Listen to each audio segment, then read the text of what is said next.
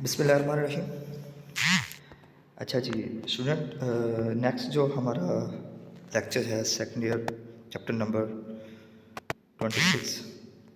इसमें सबसे पहले हम लोगों ने इंटरवेंशन के बारे में पढ़ा। What is intervention?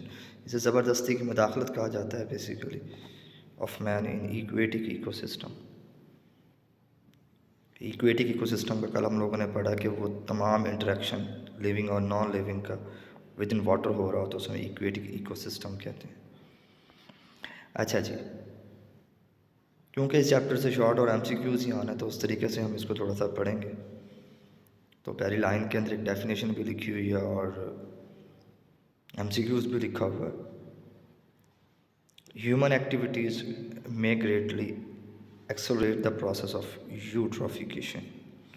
What is eutrophication? ट्रॉफ जो वर्ड होता है ये न्यूट्रिशन के लफ्ज़ इस्तेमाल किया जाता है। यूट्रॉफिकेशन यानी कि अगर किसी चीज़ के अंदर सिस्टम के अंदर कोई चीज़ जो है ना वो बहुत ज़्यादा हो जाए, कोई न्यूट्रिएंट वगैरह बहुत ज़्यादा हो जाए तो उसके लफ्ज़ इस्तेमाल किया जाता है यूट्रॉफिकेशन। ह्यूमन एक्टिविटीज़ जो हैं वो प्रोसेस जो है यूट्रॉफिकेशन का उसको बढ़ा रहे हैं। किस तरह बढ़ा रहे हैं? न्यूट्रिएंट जो है उनको लाया जाता है लेक्स के अंदर, और लेक जो है ना वो एग्जांपल है फ्रेश वाटर की फ्रॉम फीड लॉट्स और सीवेज। फीड लॉट्स कहते हैं जहाँ पर गाय भैंसें वगैरह होती हैं तो वहाँ उनको कहा जाता है फार्म फीड लॉट्स। और सीवेज जो घरों से निकलने वाला जो एफ्लुएंट है उसको सीवेज कहा जाता है बेसिकली। और इस तरीके से ये वाली जो ह्यूमन एक्टिविटीज़ हैं ये यूट्रॉफिकेशन के प्रोसेस को बढ़ा रही हैं। हत्ता कि वो ये कहता है कि जो सॉलिड वेस्ट रिमूव की जाती हैं जो डेवलप कंट्रीज़ हैं, डेवलप कंट्रीज़ तो वो सीवेज को पहले ट्रीट करते हैं, फिर उसमें से जो टॉक्सिक मटेरियल होते हैं उनको फ़िल्टर कर लिया जाता है, बाकी चीज़ों को वो पानी के अंदर जो है वो बहा देते हैं। उनके अंदर भी जो है फॉस्फेट और नाइट्रेट, तो ये दोनों एमसीक्यूज़ जो है ना वो बहुत ज़्यादा इंपॉर्टेंट है। ये बहुत ज़्यादा होता है, ये वाले दो न्यूट्रिएंट जो हैं बहुत ज़्यादा होते हैं यूट्रॉफिकेशन के दौरान लेक वगैरह के अंदर। उसके अलावा रेन वाटर जो है उससे भी अगर देखा जाए कि ख़ास तौर पर रेन वाटर या एसिडिक रेन जो है ये भी वजह बनती है कि इसकी वजह से जो फर्टिलाइज़र होता है फील्ड का वो भी मैन्यूर कहते हैं गोबर को, ये जो फुजला होता है 1000 of cattle is accumulated therefore becomes water जो होता है वो भर जाता है न्यूट्रिएंट से। और जब ये न्यूट्रिएंट बहुत ज़्यादा होते हैं तो ये वजह बनते हैं बहुत ज़्यादा एक्सेसिव ग्रोथ ऑफ फाइटोप्लैंक्टन। और पिछले लेक्चर में हमने कहा था कि फाइटो कहते हैं प्लांट्स को, प्लैंक्टन कहते हैं जो तैरते हुए पौधे होते हैं।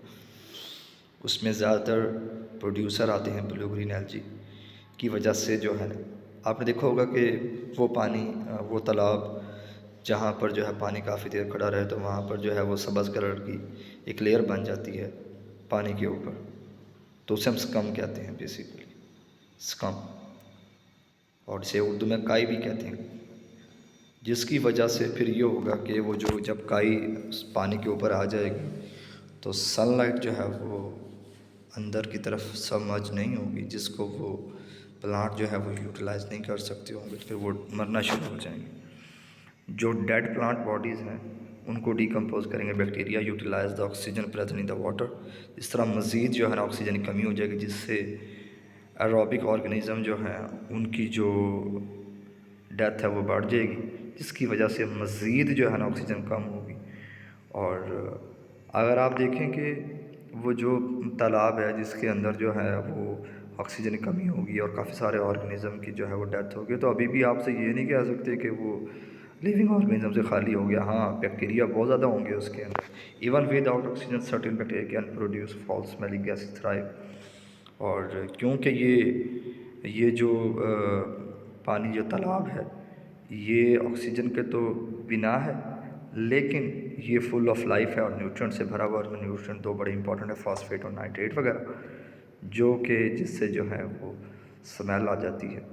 और पानी की जो है वो 3 बड़ी फ़िज़िकल तबी खसूसियात हैं कि ये टेस्टलेस होता है, ये कलरलेस होता है, ये ऑर्डरलेस होता है। तो जब न्यूट्रिएंट की अमाउंट बढ़ती है वाटर के अंदर ड्यू टू ह्यूमन एक्टिविटीज़, तो इसकी तीनों प्रॉपर्टीज़ जो हैं वो तब्दील हो जाती हैं।